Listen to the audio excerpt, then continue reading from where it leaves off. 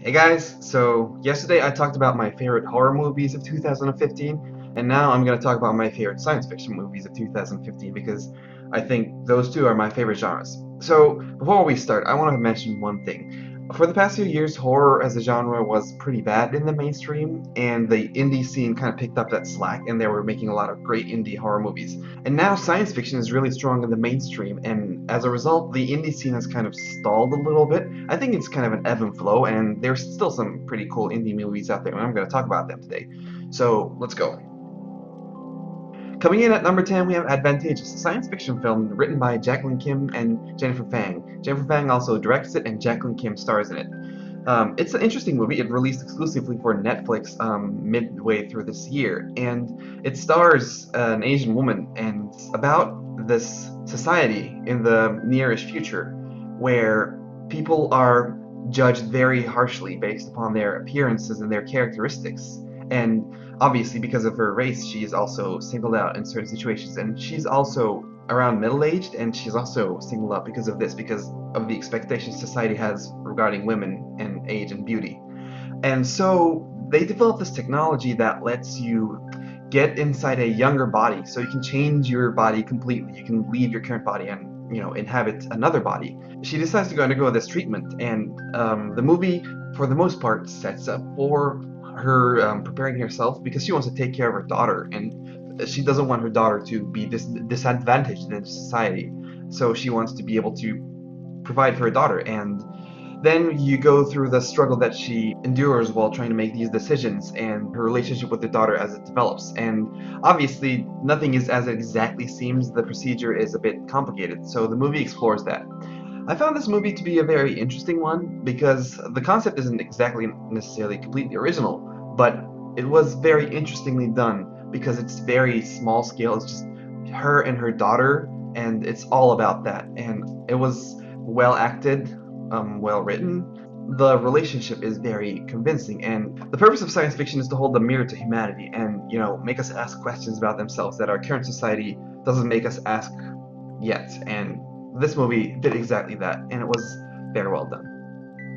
Coming in at number 9, we have Predestination, starring Ethan Hawke and Sarah Snook, an Australian science fiction movie.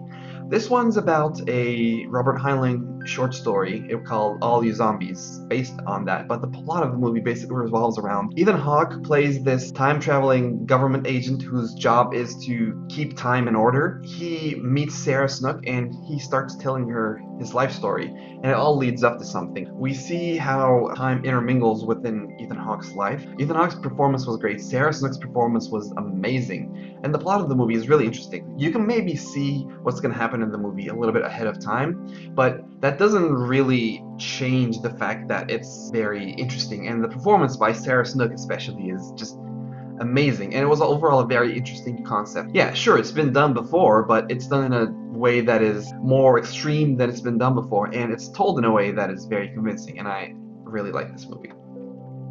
So I said this year is the year of the big budget sci-fi movie, and at number 8 we have Marvel's Ant-Man. So the Marvel thing has completely blown up and has taken over the fantasy genre, the sci-fi genre, the superhero action. Well, like Marvel's just everywhere nowadays, and that's fine. Their movies are, some of them are for everyone, some of them aren't for everyone. And I'm not a huge fan of Marvel movies. I enjoy some, but Ant-Man was, I think, really enjoyable because it focuses on this small scale situation. It focuses on Hank Pym, it focuses on Scott Lang, and it focuses on this small conflict that they have. It's not like the Marvel movies where everything is blowing up, the world is going to be over, and the end culminates in this like epic battle where cities are being destroyed, and it's just. But this one, the final conflict was actually, rather small scale. In fact, due to Ant-Man's ability to become very small, it's actually a very small scale battle. You've seen parts of it in the trailer, but that doesn't really take away from the movie. The movie is very humorous and very charming, and that was the strength of the movie, really. And especially Michael Pena's character, the sidekick to Scott Lang, who keeps telling these stories and keeps being overeager. He's just great comic relief, and I would totally watch a movie just simply based just on that character. But this movie was also great. You can see the touches of Edgar Wright, who was the original director for the movie, but then he moved along and they got some other guy. You can see the touches that Edgar Wright had on the movie, and also you can see Peyton Reed, the new director's touches as well. And overall, it was very enjoyable, a good time. That's all you want. Coming in at number 7, yet another big budget sci-fi movie, yet another big franchise, I guess at this point, it's Jurassic World. So, I'm a fan of the all Jurassic Park movies, obviously. Jurassic World is kind of a, reboot, a remake, and a sequel at the same time, but that doesn't really matter. As long as the movie is enjoyable to watch, that's fine. And the characters are paper thin, the setting is kind of stupid, but hey, all you want to see here is just dinosaurs being cool and characters just hamming it out like Jeff Goldblum did. And we don't really have a hammy character in this like him, but Chris Pratt does a decent job with what he's given, and the kids aren't extremely annoying. Just seeing dinosaurs wreck shit is all that I needed from this movie. It was great. Again, it was humorous, and these movies are kind of made in these ways that they're kind of checklists. The executives have these checklists of things that they need to check, and sometimes it doesn't pan out, as you can see in Fantastic Four, which was just miserable. But Jurassic World overall was an enjoyable experience. It did depend on the nostalgia, but it also had something for people who weren't necessarily the fans of the older stuff.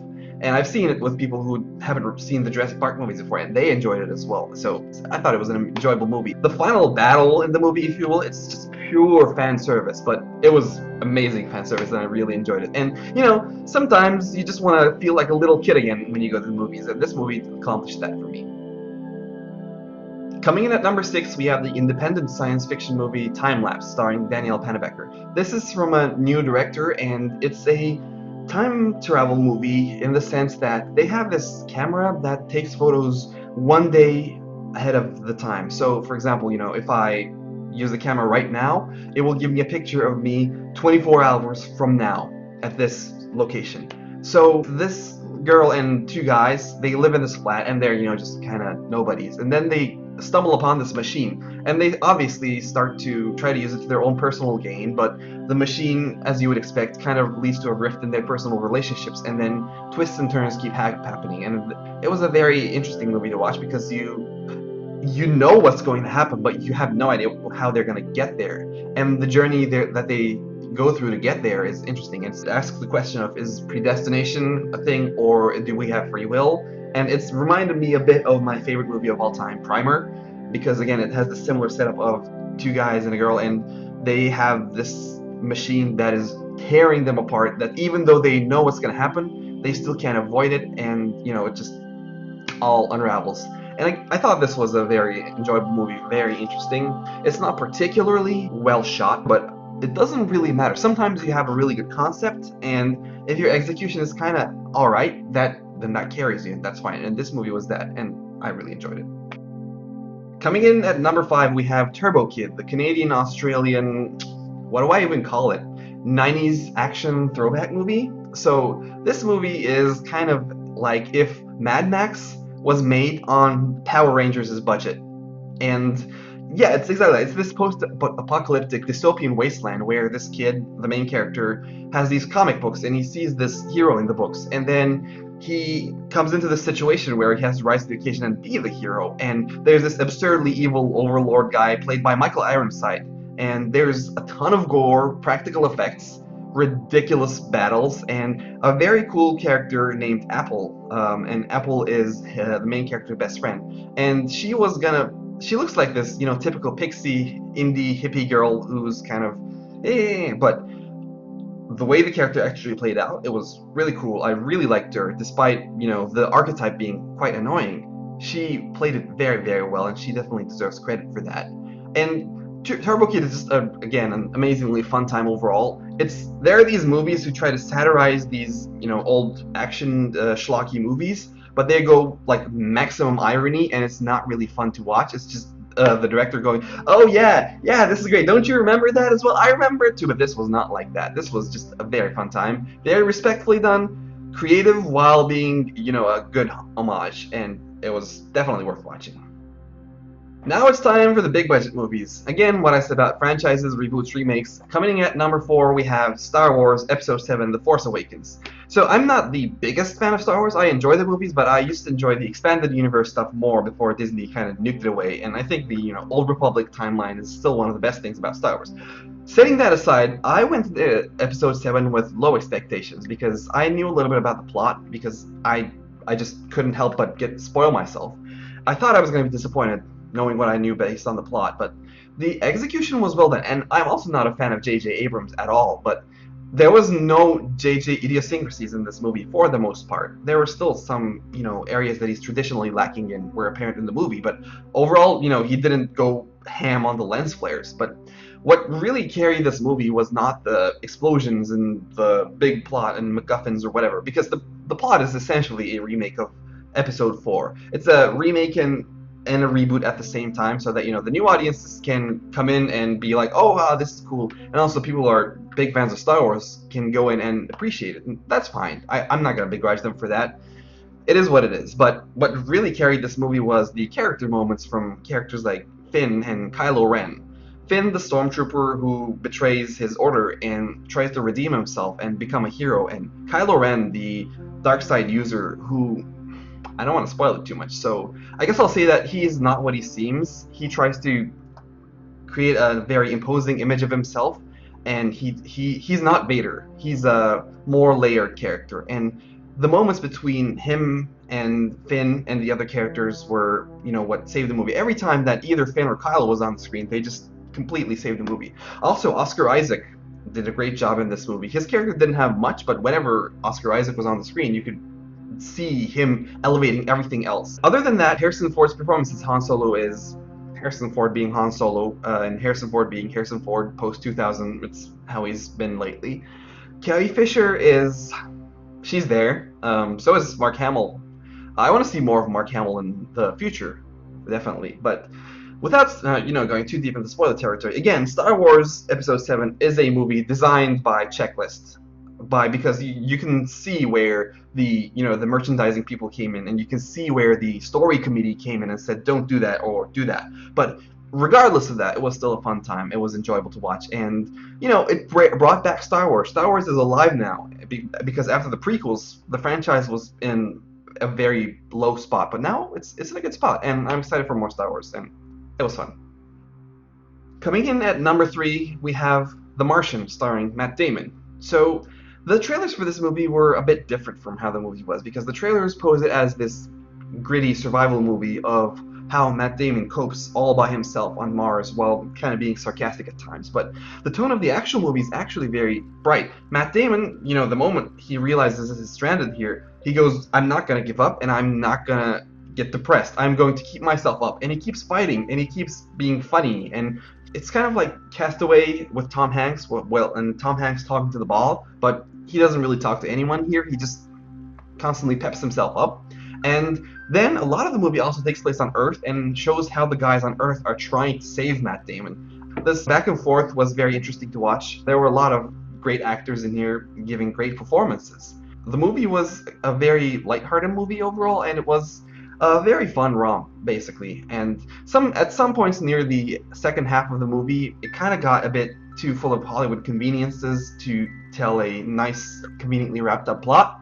But in the end, the experience was again enjoyable enough, and the movie is, stellar. There are no big faults with the movie. The direction is good, it looks great, and Matt Damon is amazing, and the writing is snappy. So yeah, it's definitely worth watching. One of the better movies of the year.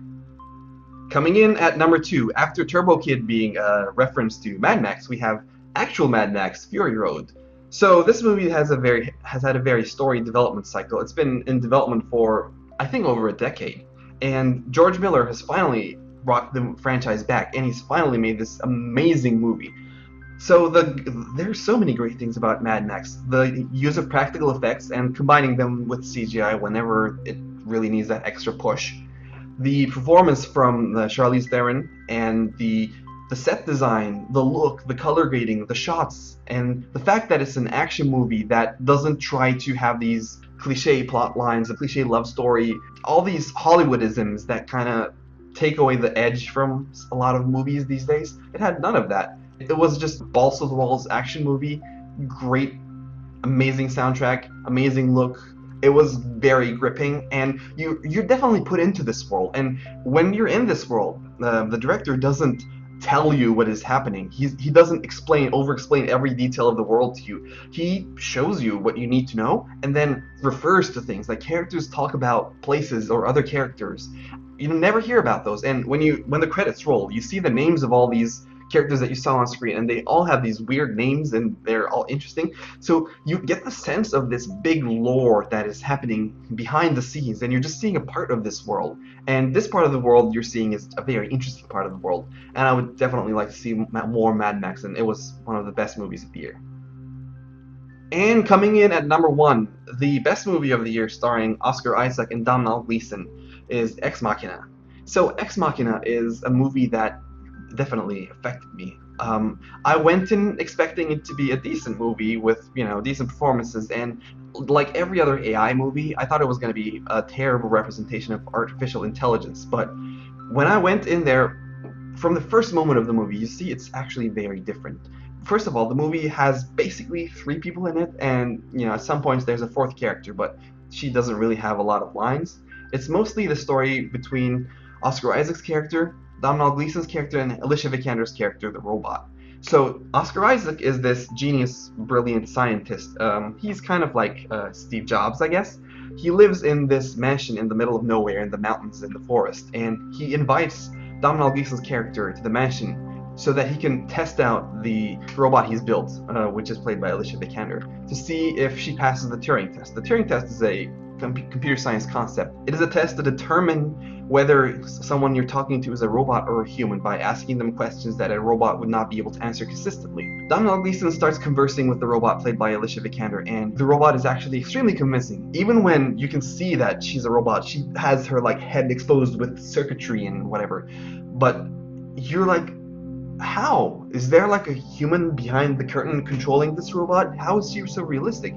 And then she started building a relationship with Domhnall Gleeson's character, and it goes into all these interesting questions that are open questions in the field of science about what does it mean to have consciousness? What can we really do with robots? Should we fear robots? Can they actually have emotions? And all these questions. And these questions are handled in very, very expert ways. In ways that I have never seen science fiction movies handle before. On top of that, the performances are incredible. Oscar Isaac, whenever he's on screen, he just like in Star Wars, he just kills it. Every scene, you see more layers into his character, and even though he has a full beard, you still see so much expression on his face, and he's this huge narcissist. The more you learn about him, the more you realize he's just so fucked up, but he's just incredible. And then Domhnall Gleeson, he is kind of the avatar of the audience, but also he's a very great representation of how the audience is feeling while these things are happening. And Alicia Vikander, she plays the best robot I've ever seen on film, and she's just the right amount of convincing that she's a robot because she has these small robotisms, but she's such a realistic robot. And beyond the performances, the location is incredible, the shots, the direction, everything is great, and the tension, the writing, everything that develops between the characters is just amazing. There is a thing that happens near the end of the movie that some might say is predictable because other movies have done stuff like this before, but I would say that it is a logical endpoint of the themes developed by the movie being handled very realistically as the research in the field of AI dictates. So maybe it's predictable, but it's only predictable because it's true. And also, just because other movies have done it poorly doesn't mean that this movie doing it very well should be taken away from. It doesn't do it because it's cliche. It does it because that's probably how it's going to happen. And I don't want to spoil it, so you should watch the movie. But I would say that Ex Machina is one of the best movies of the year. And I would also say that it's one of my favorite movies of all time now, because I've seen it many times now, and it just keeps growing on me, and I really love this movie. So Ex Machina is the best science fiction movie of 2015. That being said, now I'm going to start working on my lists for the rest of the genres, and maybe if I can't think of any other genres, I'll just go to the favorite movies of 2015 list. And there's some other movies that I haven't covered in either of these lists, so check that out, and thanks for watching.